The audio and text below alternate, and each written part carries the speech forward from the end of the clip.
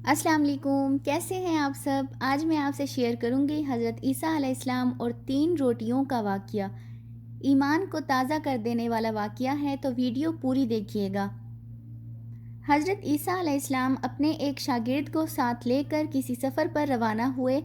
راستے میں ایک جگہ رکے اور شاگرد سے پوچھا، تمہاری جیب میں کچھ ہے؟ تو شاگرد نے کہا، میرے پاس 2 درہم ہیں۔ حضرت عیسیٰ علیہ السلام نے اپنی جیب سے 1 درہم نکال کر اسے دیا اور فرمایا، یہ 3 درہم ہو جائیں گے، قریب ہی آبادی ہے، تم وہاں سے 3 درہم کی روٹیاں لے آؤ۔ وہ گیا اور 3 روٹیاں لیں۔ راستے میں آتے ہوئے سوچنے لگا، حضرت عیسیٰ علیہ السلام تو 1 درہم دیا تھا اور 2 درہم میرے تھے، جبکہ روٹیاں 3 ہیں۔ ان میں سے آدھی روٹیاں حضرت عیسیٰ علیہ السلام کھائیں گے اور آدھی روٹیاں مجھے ملیں گی، لہٰذا بہتر یہی ہے کہ میں 1 روٹی پہلے کھا لوں۔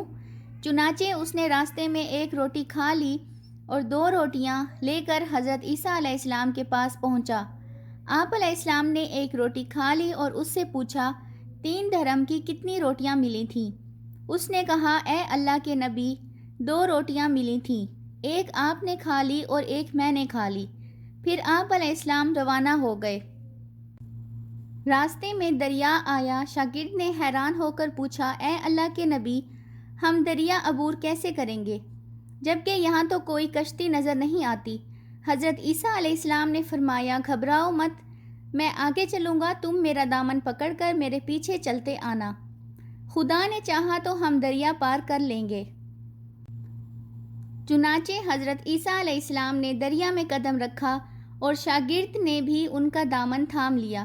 اللہ کے حکم سے آپ علیہ السلام نے دریا کو اس طرح عبور کر لیا کہ آپ علیہ السلام کے پاؤں بھی گیلے نہ ہوئے۔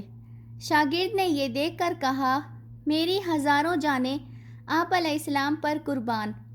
آپ علیہ السلام جیسا صاحب اعجاز نبی پہلے مبعوث ہی نہیں ہوا۔ آپ علیہ السلام نے فرمایا، یہ معجزہ دیکھ کر کیا تیرے ایمان میں کچھ اضافہ ہوا؟ اس نے کہا، جی ہاں، میرا دل نور سے بھر گیا ہے۔ تو آپ علیہ السلام نے فرمایا، تمہارا دل نورانی ہو چکا ہے، تو بتاؤ روٹیاں کتنی تھیں؟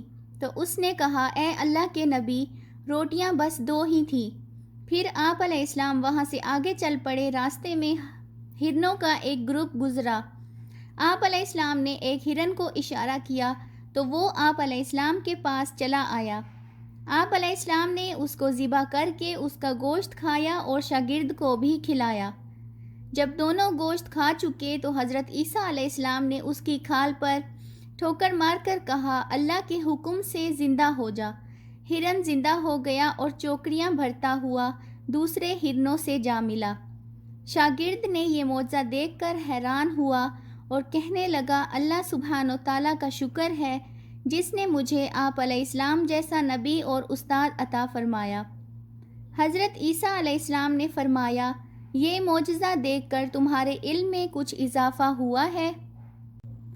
تو شاگرد نے کہا، اے اللہ کے نبی، میرا ایمان پہلے سے بھی دگنا ہو چکا ہے۔ آپ علیہ السلام نے فرمایا، پھر بتاؤ روٹیاں کتنی تھیں؟ شاگرد نے کہا، اے اللہ کے نبی، روٹیاں صرف 2 ہی تھیں۔